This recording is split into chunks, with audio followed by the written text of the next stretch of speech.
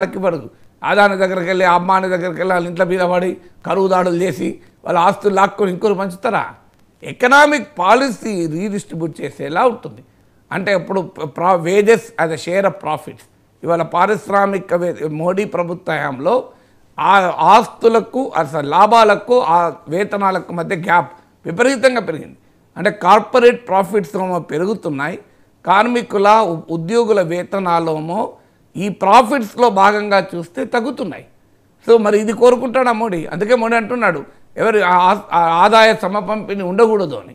అంటే ఇలాగే కార్పొరేట్ ఆస్తులు పెరగాల.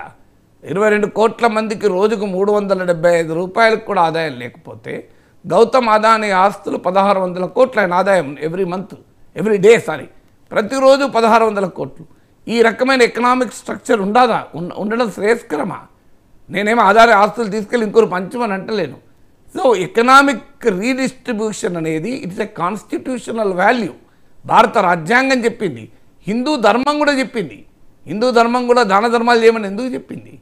సో హైందవం కూడా సంపద కేంద్రీకరణ అంగీకరిస్తుందా? ఏమత అంగీకరించదు. ఈవెన్ ఇస్లాంలో కూడా మీరు చూడండి, రంజాన్ రోజు జకాత్ అంటారు అనుకుంటాను. సో మీకున్న దాంట్లో చారిటీతో పంపండి అని అన్నారు. ఎందుకు హిందూ ధర్మం పదే చెప్పింది దానాల గురించి? ఆ రోజుల్లో ఉన్నటువంటి ఒక విధానం అది. అయ్యా మీ దగ్గర ఉన్నది 10 పక్కవాడికి పంచండి అని. ఆఖరికి నీ చేతిలో ఉన్న ఆ కొద్ది కూడా ఇంకోరికి షేర్ చేసుకోని చెప్పింది కదా. అది నక్సలిజం, అది మావోయిజం, కమ్యూనిజం అవుతుందా? మీకు మహాభారతంలో కథ ఉంది. సో ఒక ముంగీస ధర్మరాజు చివరకు ఆయన యాగం చేసిన తర్వాత, యుద్ధం తర్వాత యాగం చేస్తే వచ్చి చెప్తుంది, ధర్మరాజు చేసిన ఈ అశ్వమేధ రాజసూయ యాగాల కన్నా ఓ పేద బ్రాహ్మడు ఆకలితో ఉన్న ఒక అతిథికి పెట్టిన అన్నం ఇంతకన్నా గొప్పది అని ఒక ముంగీస కథ చెప్తారు. మహాభారత కథ నా యూట్యూబ్లో ఉంటుంది, మీరు చూడండి. అయ్యా ఇది హిందూ మతం కూడా చెప్పింది, అయ్యా హైందవం కూడా చెప్పింది. హిందూ ధర్మంలో కూడా కేంద్రీకరణ మంచిది కాదని చెప్పింది. సో అందువల్ల మీకు శ్రీరామచంద్రుడు అష్టైశ్వర్యాలు వదిలి వనవాసాలకు వెళ్తే దేవుడయ్యాడు. అయ్యా ఇది రాజ్యాంగం చెప్పింది, హైందవం చెప్పింది, భారతదేశ ఒక నైతిక సూత్రం కదా. ఒక మొత్తం ఆస్తులు సంపద అంతా కొంతమంది చేతుల్లోనే కూడుకుపోవాలని మోడీ కోరుకుంటే ఈ దేశ ప్రధానిలా కోరుకోవచ్చా? సో ఇక ప్రధానమంత్రి ఆరోగా ఉన్న సమయంలో మన్మోహన్ సింగ్ ముస్లింలకు పంచుతాడు అన్నారని. అది 2006లో నాకు గుర్తున్నంత వరకు నేషనల్ డెవలప్మెంట్ కౌన్సిల్లో చేసిన ఉపన్యాసం.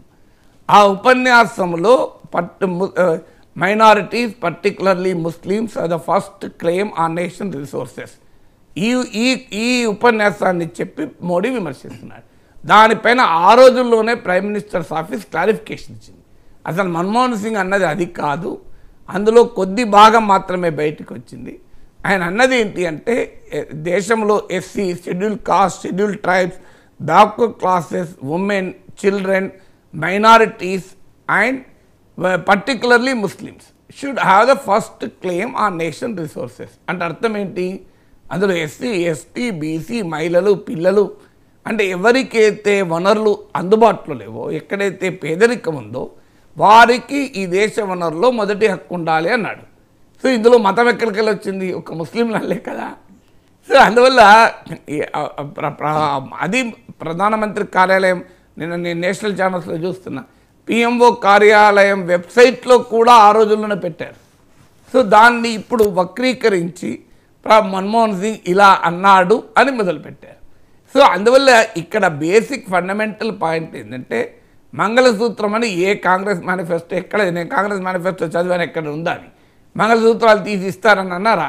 అదంటే హిందూ ఉమెన్ సెంటిమెంటును ఎన్నికల్లో ఇంత పచ్చిగా వాడుకోవడం. అంటే ఎవరైనా అది కూడా అంటున్నాడు, మన హిందూ మహిళలకు మంగళసూత్రం అంటే కేవలం బంగారమే కాదు, ఆస్తే కాదు, ఇది ఒక భావన, ఒక భావోద్వేగము అని కూడా చెప్తున్నారు. అసలు ఈ దేశంలో పేదలందరికీ సంపద అందుబాటులో ఉండాలి అంటే పేదలందరి చేతుల్లో బంగారం ఉండాలని కోరుకుంటుంది కదా. అదానీ చేతుల్లోనే 1000 టన్నుల బంగారం ఉండాలి, అంబానీ చేతుల్లోనే 100 టన్నుల బంగారం ఉండాలి, పేదవాడికి మంగళసూత్రమే మిగిలాలి అని ప్రైమ్ మినిస్టర్ కోరుకుంటున్నాడా? అంటే ఒక పేదవాళ్ళకి మాత్రం మంగళసూత్రం ఉంటే సరిపోతుంది, కానీ అంబానీలకు, అదానీలకు మాత్రం అసలు 100 టన్నుల బంగారం ఉండాలి, 1000 కోట్ల ఆస్తులు ఉండాలి. ఇదా కోరుకునేది దేశ ప్రధానమంత్రి? అయ్యా దేశంలో ఎకనామిక్ పాలసీ ఇస్తారా? సంపద వనరులు రీడిస్ట్రిబ్యూట్ కావాలి అంటే that is a constitutional vision. అది భారత రాజ్యాంగం ఆశించినటువంటి అంశం, భారత స్వాతంత్రోద్యమం కోరుకున్న అంశం.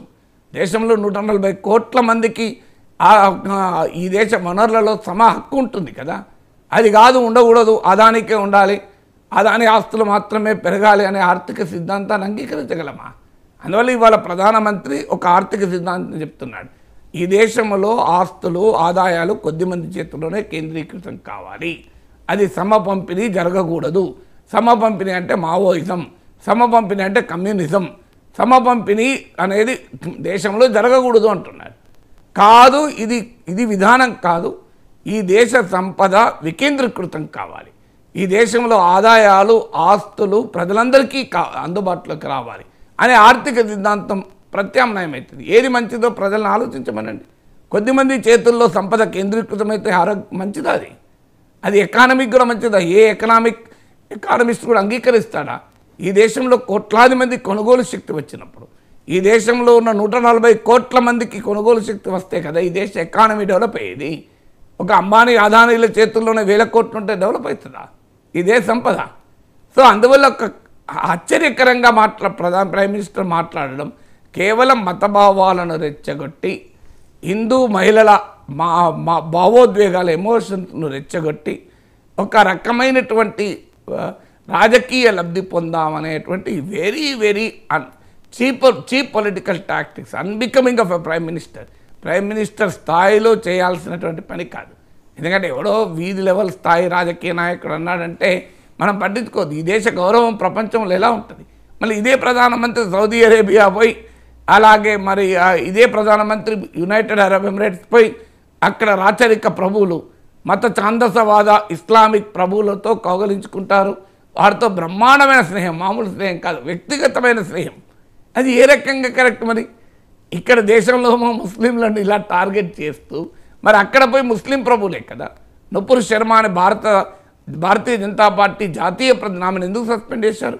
ఆమె పాపం ఇప్పటికీ కూడా బీజేపీ ప్రతినిధిగా ఏ టీవీ ఛానల్ ఎందుకు కనబడతలేదు? ఆమెకు ఏ సీటు ఎందుకు ఇస్తలేరు? కేవలం ఖతార్, సౌదీ, యుఏఈ, ఇరాన్ ఇలా ముస్లిం రాచరిక మతఛాందస నిరంకుశ ప్రభువుల ఆదేశాలే కదా.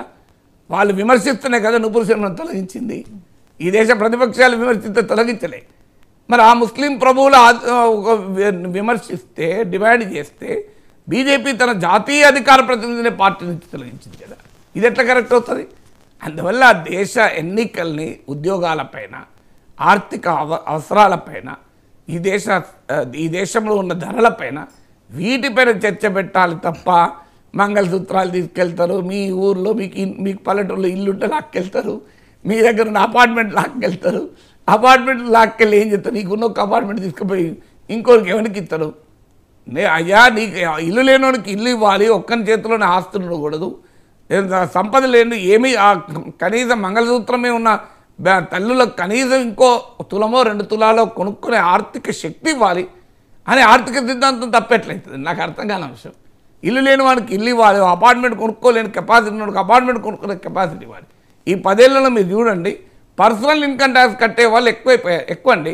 ఇవాళ దేశ చరిత్రలో మొదటిసారిగా కార్పొరేట్లు కట్టే ఇన్కమ్ ట్యాక్స్ కన్నా వ్యక్తిగత ఇన్కమ్ ట్యాక్స్ ఎక్కువ.